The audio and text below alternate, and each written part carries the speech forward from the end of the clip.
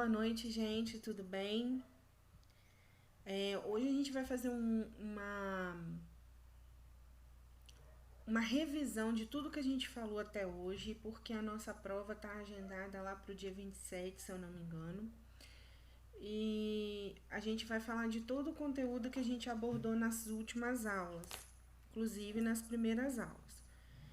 Eu vou revisar o conteúdo que a gente falou aqui nas aulas web. E vocês têm já um material de estudo que a gente fez dentro da sala de aula em relação à legislação. Então não vai mudar muita coisa. Em relação a,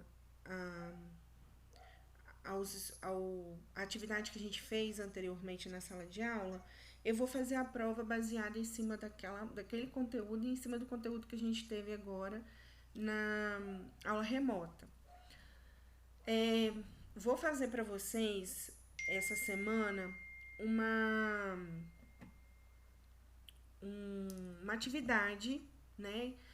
Um estudo dirigido que vai guiar vocês na prova. Então não precisam ficar desesperados, apavorados por conta disso, tá? Então eu vou colocar tudo lá na na vou colocar para vocês lá no e-mail, tá bom? Fiquem tranquilos em relação a isso.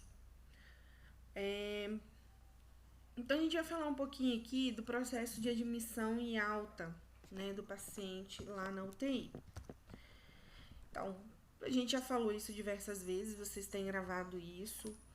A UTI ela é uma área hospitalar muito específica, onde a gente tem concentrado ali a maior parte dos procedimentos e tecnologias que são mais avançados, né? Então, dentro de um ambiente hospitalar, de uma unidade de UTI, é ali que se concentram os maiores procedimentos, aqueles que são mais complexos. Então, é necessário, é importante, é indispensável um profissional que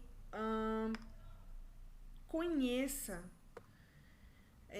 bem desse ambiente, que saiba lidar com todos os tipos de procedimento e também com as tecnologias que ali estão empregadas. Lembro vocês que lá na UTI é um ambiente que a gente, né, utiliza para às vezes fazerem diagnósticos e monitorar o paciente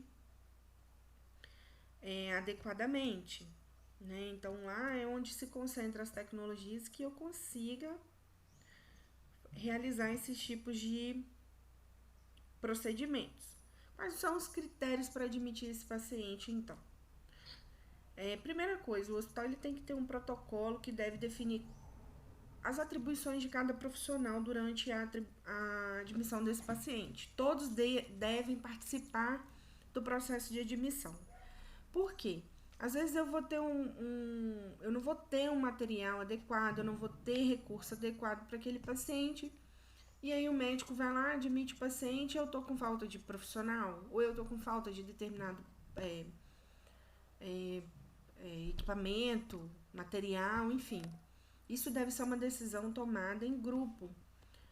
Às vezes o médico ele é realmente o que vai admitir o paciente, mas a equipe tem que estar informada e saber o porquê que esse paciente está vindo para dentro da terapia intensiva e o porquê, qual é o possível diagnóstico dele, quais os cuidados que eu vou precisar prestar para esse paciente. Os pré-requisitos para admissão, né? A gente citou todos aí. Vocês têm na atividade que vocês fizeram lá os pré-requisitos. Eu não vou entrar em todos porque vocês fizeram na atividade e vai cair lá na atividade de revisão, tá? No estudo dirigido. Então, prestem bem atenção nesses pré-requisitos para a prova. E os critérios de prioridade para admissão também. né? São os que irão cair já tiveram atividade, vão cair na atividade que a gente vai ter. E vocês terão também na atividade do estudo dirigido que a gente vai fazer, tá ok? Então, existem pré-requisitos para que esse paciente seja admitido e existem critérios de prioridade para a admissão. Não é simplesmente eu chegar e falar, eu vou levar aquele ali. Não, existem prioridades de entrada desse paciente dentro da UTI, né? São 5. Eu vou classificar em qual prioridade ele se enquadra e aí eu encaminho ele para UTI. Às vezes tem paciente que não precisa nem ir para UTI. Então, a gente, dentro dessas prioridades, é que a gente vai classificar isso. E o pré-requisito para admissão, são 3, também medir se esse paciente tem ou não critério para poder entrar dentro da terapia intensiva. Preparo do box. O box deve estar preparado com equipamento mínimo, né? Ele deve ser, antes de tudo, organizado, montado, né?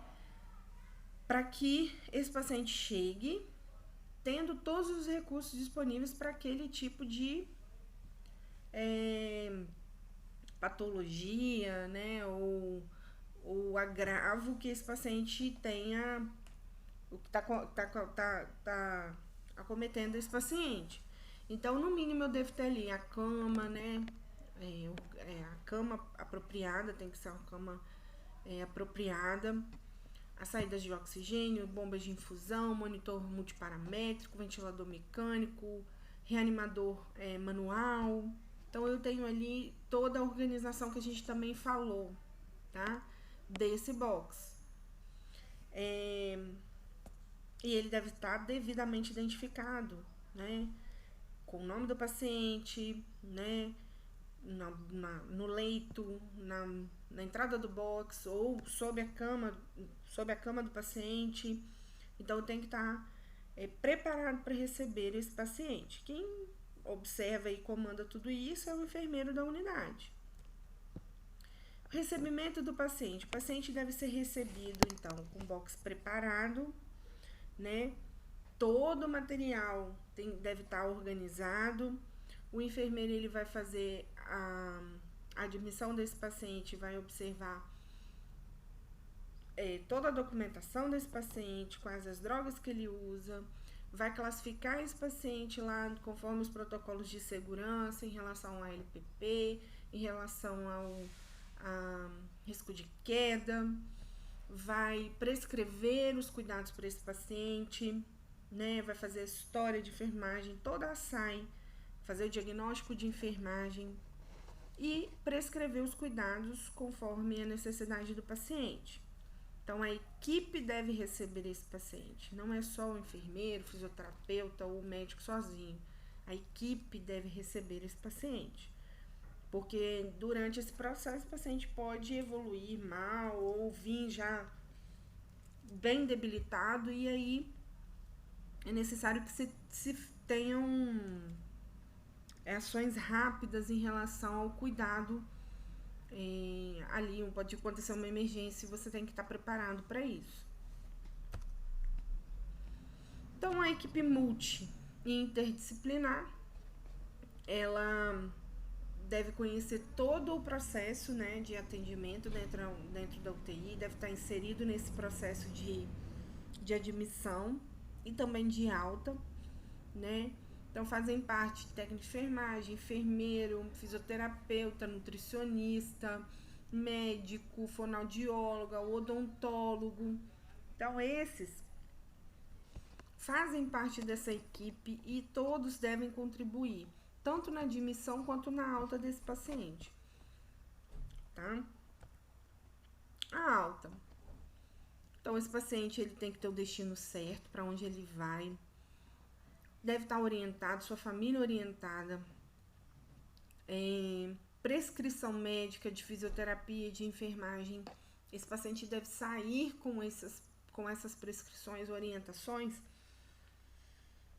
até para que a equipe onde ele for recebido consiga dar seguimento ao seu tratamento, né? Ele consiga fazer aí a sua a continuidade do cuidado, né? E se ele for para casa, também esse paciente deve ser orientado. Ele não deve sair simplesmente da UTI e não saber o que fazer, né? Perdido. Deve estar tudo amarrado. Ele deve saber onde procurar, aonde que ele deve continuar o tratamento, se ele tem que ter algum retorno, para onde ele vai, quais as medicações ele tem que tomar, quais os cuidados ele tem que tomar, e a família deve participar desse processo, tá? Porque às vezes o paciente não está orientado para poder entender tudo isso, né? Então a família tem que participar do processo de alta, tá ok? Então, gente, dessa aula a gente vai basicamente relembrar, e aí eu vou passar para vocês lá na atividade aqueles pontos que são mais importantes. Por isso que a gente está indo um pouquinho mais rápido. O monitoramento é a questão dos indicadores, né? Então, vou monitorar esse paciente pós-alta imediata, né? E no terceiro mês, eu vou acompanhar esse paciente, vou ligar, fazer uma busca fonada para saber se está tudo bem. No sexto e no 12º mês. Isso é um indicador de qualidade. Isso significa que eu consigo monitorar e saber se esse paciente teve um bom andamento pós-internação ou se esse paciente teve alguma intercorrência. Isso diz muito do meu processo de cuidado desse paciente. Então, o paciente teve alta da UTI nas primeiras 24 horas até 120 horas, eu preciso buscar informações desse paciente para saber se esse paciente teve alguma intercorrência, né? Colher esses dados. E a partir daí, no terceiro, sexto e 12º mês, a mesma coisa. Eu faço uma busca fonada, uma entrevista, pego aí dados, né, importantes que eu acho necessários, se é a instituição que vai instituir o que ele acha importante para fazer esses indicadores. E aí a gente consegue traçar a qualidade da assistência do paciente pós-alta, tá? Então, basicamente é isso. Eu agradeço vocês. Qualquer dúvida, estarei à disposição, tá?